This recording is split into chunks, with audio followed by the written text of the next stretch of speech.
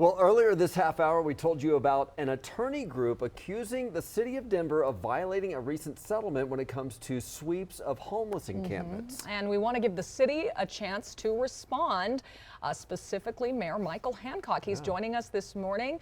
So thank you, Mr. Mayor, for being here with us, as always. Thank you. Good to see both of you. Good to see you.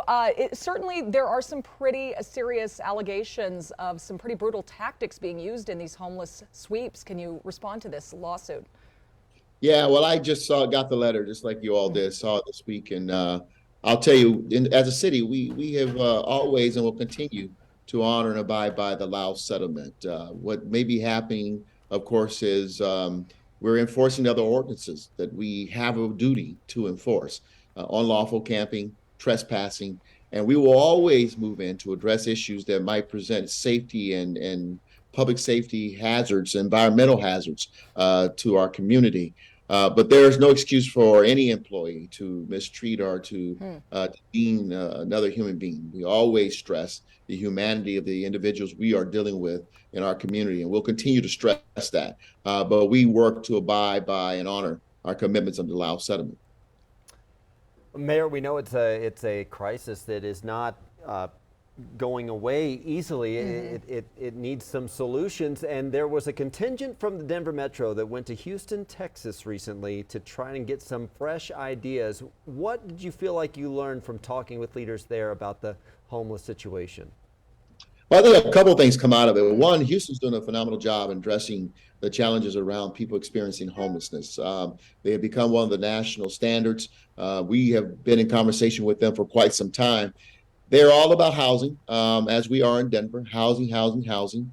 But they also have taken a step for a little different than with many other cities. There's an interim step, these navigation centers, which I think really kind of have proven to be pretty effective. And that is the moment they begin to decommission an encampment, there is a step where everyone is moved to or offered the opportunity to go into a navigation center where they can stay as long as they need to stay in order to stabilize their lives. Now, we do a lot of things that they're already doing, but that little effort in terms of reconstituting a city-owned building to give people that transitional housing while you work to mobilize them or stabilize them, I think is critically important and something that we're taking a very close look at in Denver.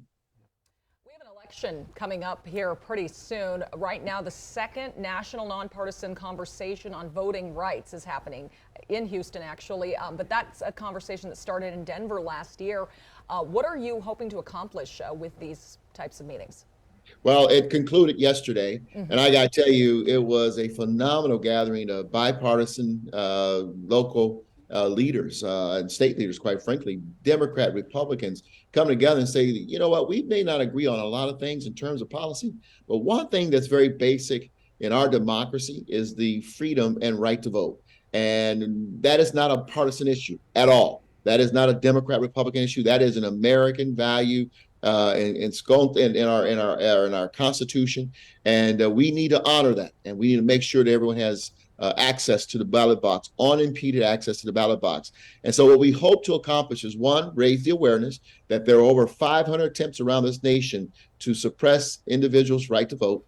Two, give the tools to local and county officials who actually administer the elections so that they can help people navigate these new laws. But more importantly, thirdly, before these laws are enacted or passed by legislatures, how do you come together as a community, stay aware, and stay focused on protecting everyone's right to vote, even if your rights are not if you feel like your rights are not being impeded on. So it was a very effective meeting, and we're going to continue this effort across the country. This is our movement, I think, of this time.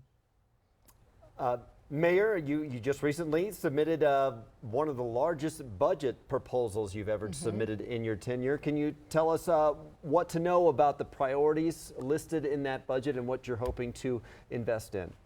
Well, the priorities wouldn't surprise anyone in Denver. This is what cities across the country are dealing with, and we have to focus on addressing these issues, behavioral health challenges around the city. We're going to try to use the same process that we are using around crime in terms of creating hotspots and to move resources to where we are finding people who are challenged with behavioral health issues, housing, homeless issues around homelessness, and how do we continue, of course, focusing on the safety and well-being of all Denver residents.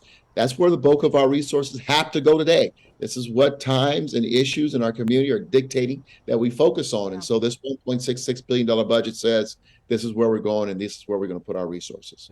Your last budget as mayor. That's right. Absolutely. Because of term limits, of course.